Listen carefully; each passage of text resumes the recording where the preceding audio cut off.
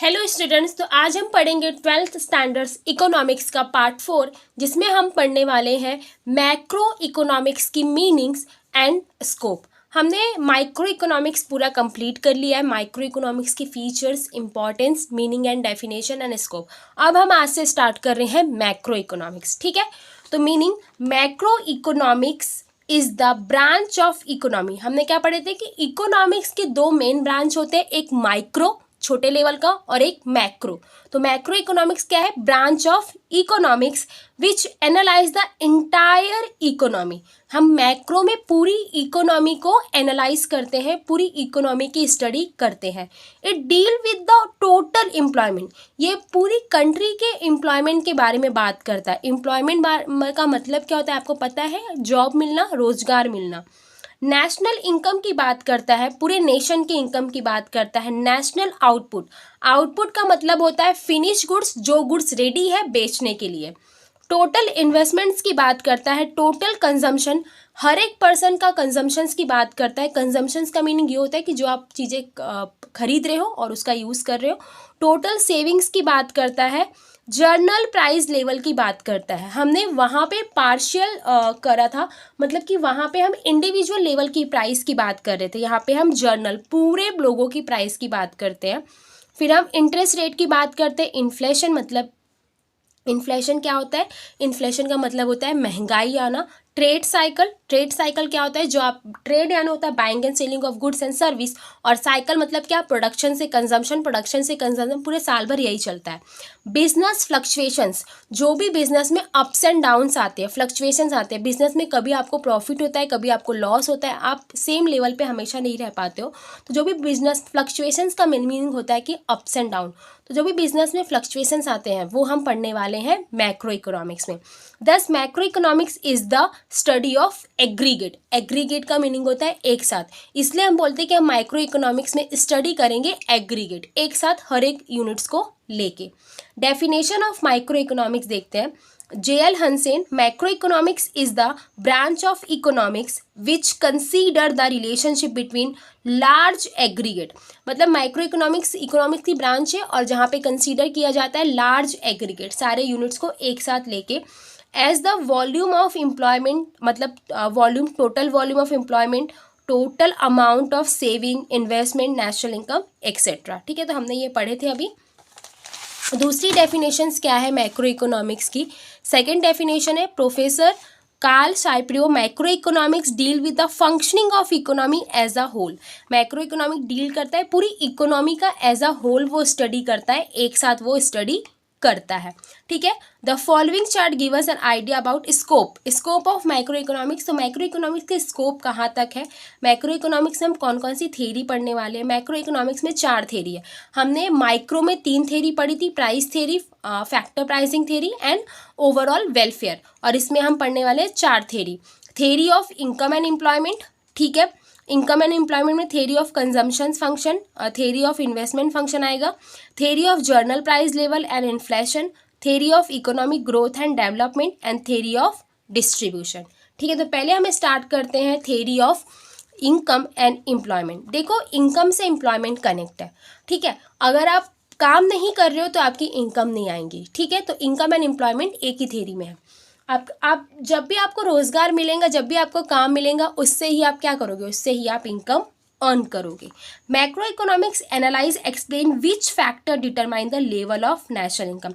Macro economics हमें help करता है ये एनालाइज करने में कि कौन सा फैक्टर है जो डिटरमाइन करता है national income and employment and what causes functioning in the level of income, output and employment। और कौन से कारण है जिससे हमारी इनकम, आउटपुट और एम्प्लॉयमेंट में फ्लक्चुएशंस आते हैं, इनकम, आउटपुट एंड एम्प्लॉयमेंट में अप्स एंड डाउन्स आते हैं। हमारा आउटपुट किसी साल कम क्यों हो जाता है और किसी साल ज़्यादा क्यों हो जाता है? प्रोडक्शन, तो उस क्या रीज़न है उसके?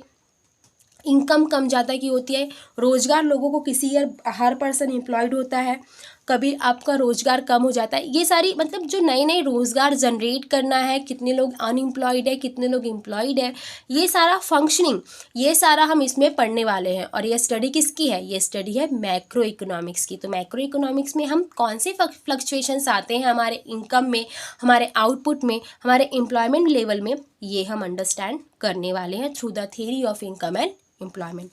To understand how the level of employment is determined, हमें अंडरस्टैंड करना, हम इसी मैक्रो लेवल में अंडरस्टैंड करेंगे कि how the level of employment determined, कैसे हम लेवल ऑफ एम्प्लॉयमेंट डिसाइड करें कि हमें कितने लेवल से एम्प्लॉयमेंट क्रिएट करनी है।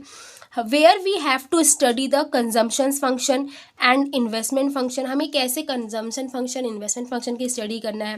Theory of business cycle, business cycle most important है, क्योंकि देखो हर एक पर्सन एम्प्लॉयड कैसे है? बिजनेस से एम्प्लॉयड है हर एक पर्सन। कोई सर्विस दे रहा है तो बिजनेस कर रहा है, ठीक है। अगर आप हॉस्पिटल का कर रहे हो तो वहाँ पे आप सर्विस दे रहे हो, आप कोई गुड्स प्रोड्यूस कर रहे हो तो वहाँ पे आप गुड्स का प्रोडक्शन कर रहे हो, तो मतलब आप वहाँ पे गुड्स बेच रहे हो, ठीक है। तो हर एक पर्सन बिजनेस कर रहा है, डिमांड एंड सप्लाई पे भी पूरी इकोनॉमी हमारी डिपेंड है, ठीक है। तो बिजनेस साइकिल में ही हमारा सारा फ्लक्चुएशन डिपेंड है। बिजनेस साइकिल से ही इनकम आती है, बिजनेस साइकिल से ही एम्प्लॉयमेंट जनरेट होती है, ठीक है। तो business cycle is also a part and a partial of the theory of income and employment. Business cycle का मैंने आपको मीनिंग बता दी थी।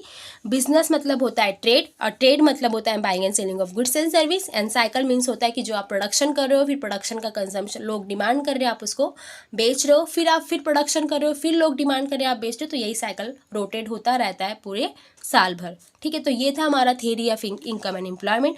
अब हम पढ़ेंगे theory of general price level and inflation, ठीक है। हमारा प्राइस से ही महंगाई आती है। जब प्राइस बहुत हाई हो जाते हैं हर एक प्रोडक्ट की तो क्या हो जाता है? इन्फ्लेशन। इन्फ्लेशन का मतलब क्या होता है? महंगाई, ठीक है।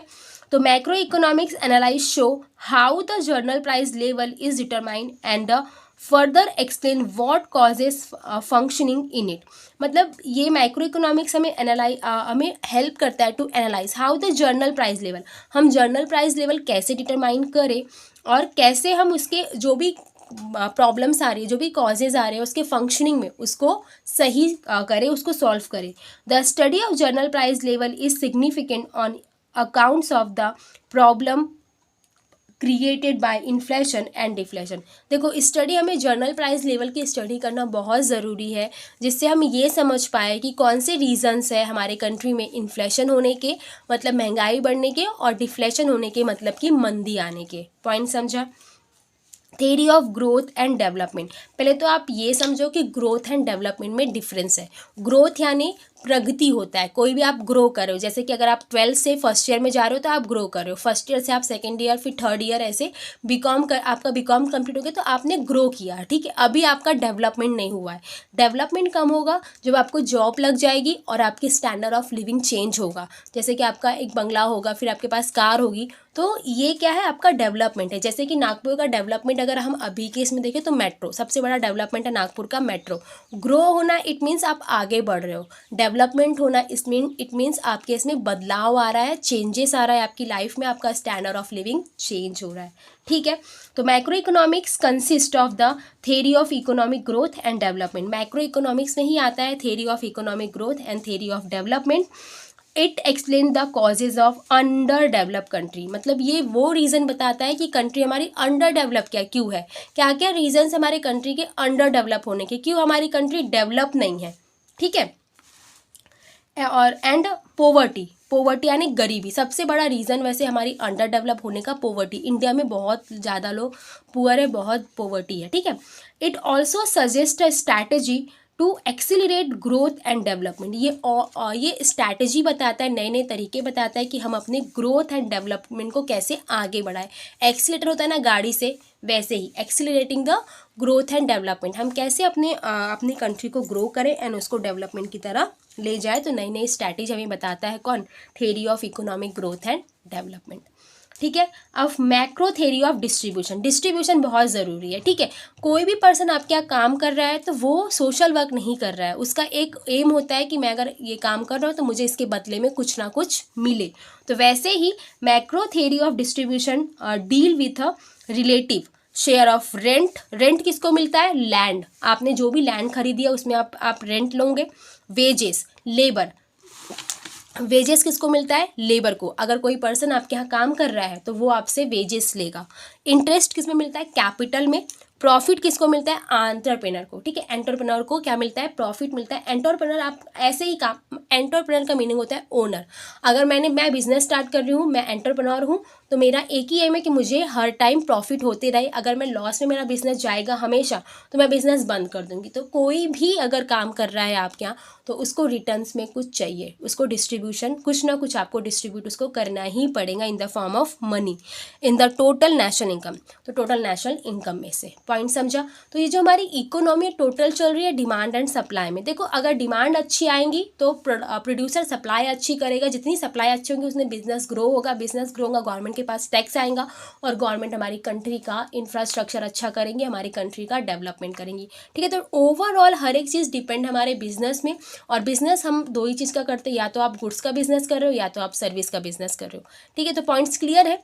आई होप मैंने आपको जो भी समझाया होगा आपको समझ में आया होगा। बाकी हम कवर करते हैं नेक्स्ट क्लास में।